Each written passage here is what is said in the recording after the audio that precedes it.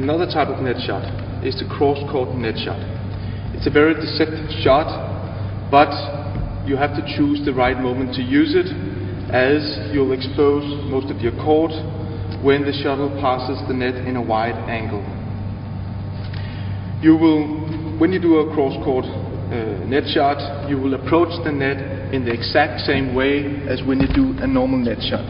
That means you will have your arm in front of your body, high positioned, but instead of having a straight line through your wrist and racket, you will have to try to bend slightly in your wrist, making an angle of about 30 degrees.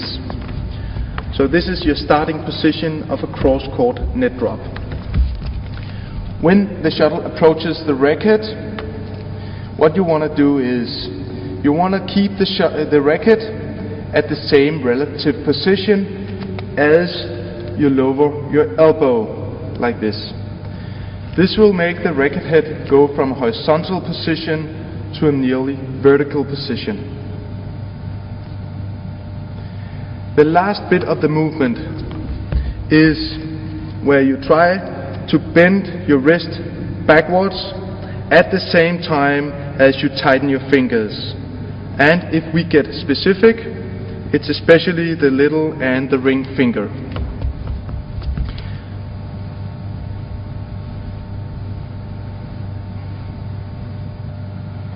When you do your cross-court net shot, there's 3 things to watch out for. The first thing is, don't rotate in your wrist. If you rotate in your wrist, it will tend to pull the racket either too much up or to pull it too much down, which will tend to make the shuttle go too high on the net, or will tend to pull the shuttle into the net. So what you want to do is you want to keep your racket head parallel to the net. The other thing is, it's very important that you bend backward in your wrist. Doing so, you will keep your racket head parallel with the net, but when you do it, you will feel that you shoot the shuttle slightly backwards, and this will make the shuttle go tight on the net.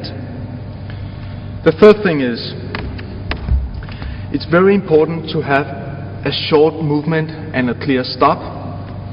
Having a short movement and a clear stop will give more consistency to your stroke and will make it even more deceptive.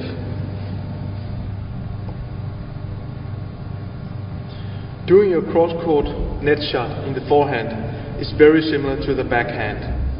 So what you want to do is, you will typically approach the net from the center of the court, and again you will have your arm high, and you will try to be relaxed in your wrist and fingers so that the racket head is pointing slightly downwards.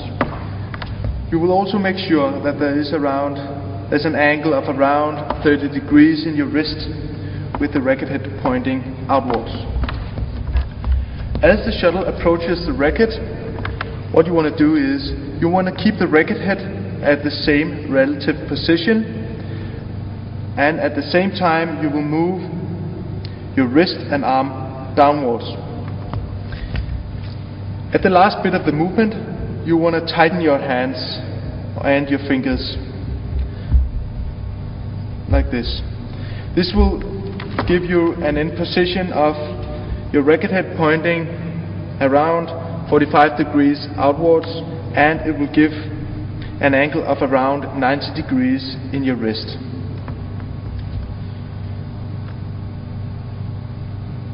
Doing your cross-court net shot, there's a couple of things to keep in mind. The first thing is, don't rotate in your wrist, as this will tend to move the shuttle too high on the net, or it will tend to pull the shuttle into the net. The second thing is, make sure that it's a very short movement and that you have a clear stop.